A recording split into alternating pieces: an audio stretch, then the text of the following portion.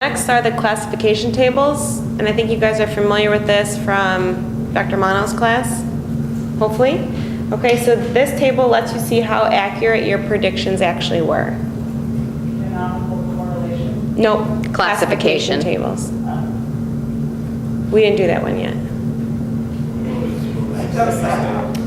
Classification tables show you how accurate your predictions were.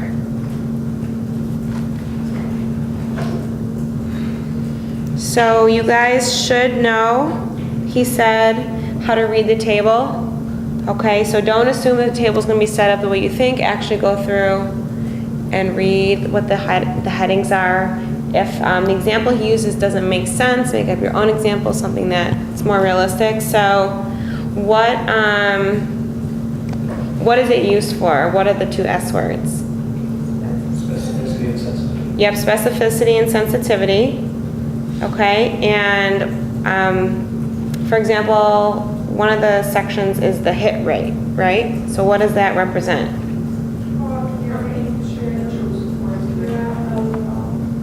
The true scores over all of them. Yeah, so how many, so when you were right. So it's the number of true positives and true negatives. Nope, just the number of true positives and true negatives added together. It turns into a percent of the correct prediction. Right. You put that over. Yes. So it's like two squares over the total of the 4 squares. Right. Or average model is like A plus D. Yeah, that's what I have in my notes, because I was taking her class too. Translated for what we're going to be doing. Yeah. So you can get false No, positives. yeah, it's the sum of the true positives, true negatives over the sum of everything in the model. Because think about it, like think hit is like a good thing. Like you hit it on the head, you got it right. So you correctly predicted that these people would be positive, and you correctly predicted these people would be negative. So you get false positives, false negatives, and true positives and true negatives. So let's do, I guess it makes sense, what's specificity? To do that one next. So which of those 4 is specificity? The true negative. Okay, so you're finding the people without the problem. That's what the false negative, plus true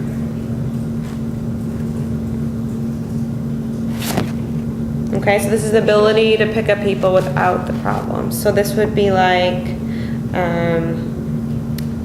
No, it's just true negatives. these would be your true negatives over your false negatives plus your true negatives.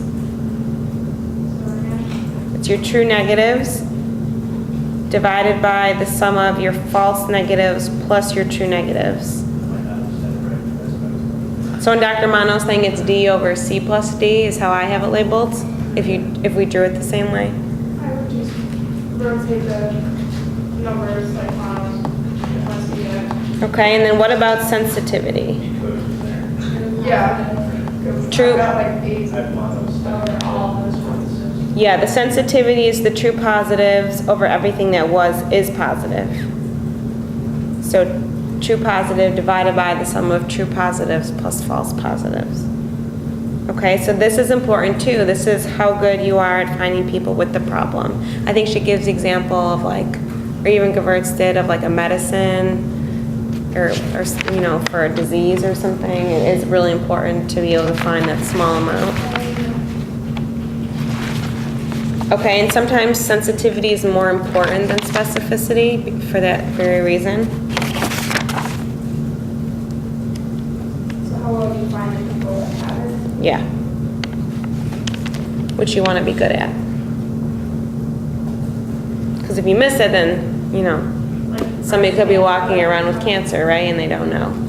So what SPSS gives you for the hit rate, to get off of those two, that's the percentage. The hit rate, yeah, is the true positives plus the true negatives. So that's different from sensitivity and specificity. Okay. All right, what else? Base rate was covered. That's it. I don't know. Yeah. Base rate. Well, All right, I have next. Do you have Cohen's Kappa? Yeah. It's not on here though. No, it's not. Do you talk about Cohen's Kappa? You went so quickly through everything. You did it. What did you say? Cohen's Kappa? All right, let's do the, what is it? Hosmer, Holmser, and Lemschau? How do you pronounce it? Hosmer. Okay, this is just the difference between the observed and the expected value.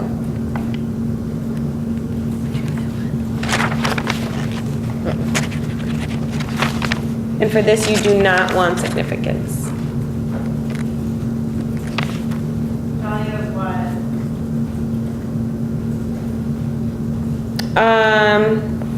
I think it has to do with, let me see about this one. This was, I think in this SPSS, it's with the contingency table, the chi-squared. Do we have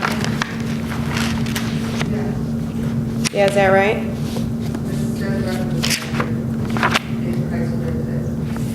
It's in the slides? Oh, it's in the review guide, okay. Hosmer. Is it literally called that? I think so. I don't have that. I don't have the output. Oh. Okay. All right, what's next?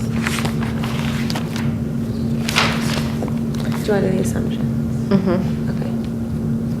Okay, so what are the assumptions of logistic? There's the absence of perfect multicollinearity.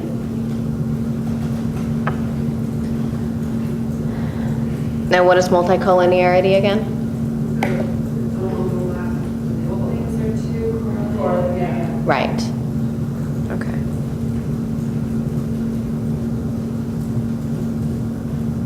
They are not, so they're more independent. Mm-hmm.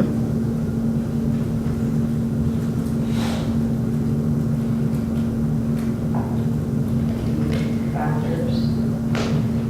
Yeah, IVs are independent.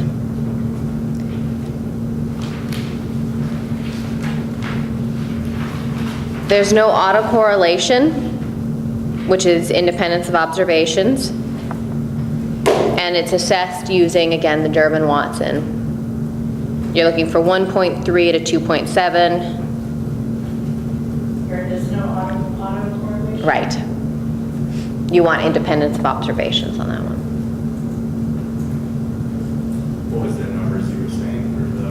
1.3 to 2.7 for Durbin-Watson. That's what you want. Yeah, you want something in that range. 2 is that normative value.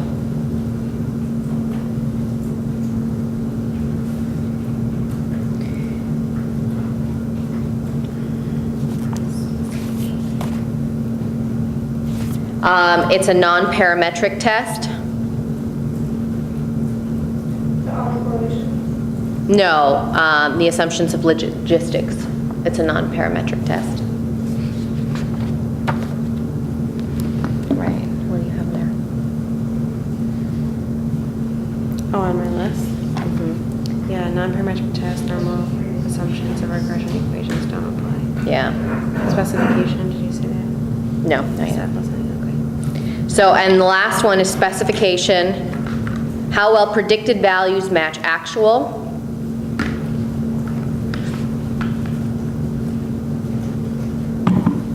You want to make sure there are no systematic errors. Is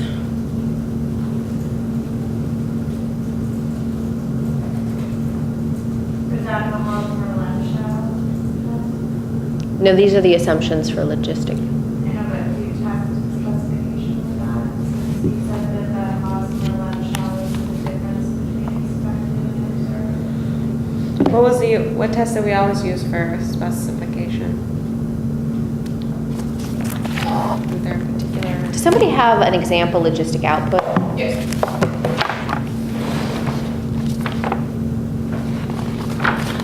Here.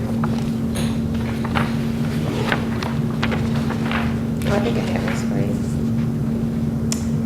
Okay, thank you.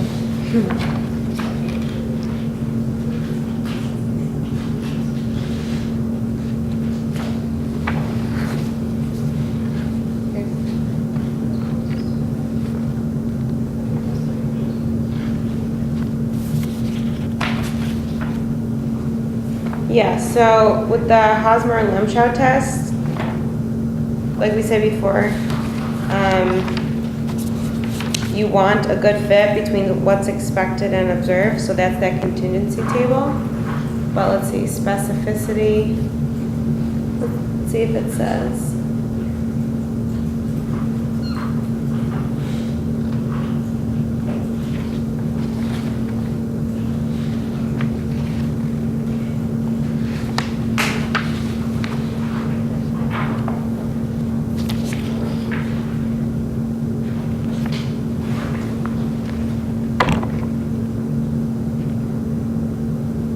I thought I remember him looking at the chi-squared for evaluating specificity.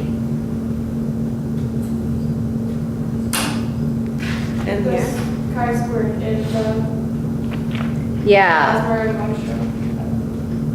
but in the omnibus test of model coefficients, under block 1, it's the first block that you look at. You evaluate that table as far as model fit. Let me double check with him. And I'll email him and then we'll get back to you just to make sure. I have this one. Because the Yeah, I one was you want gonna- to get, the other one you don't. Right.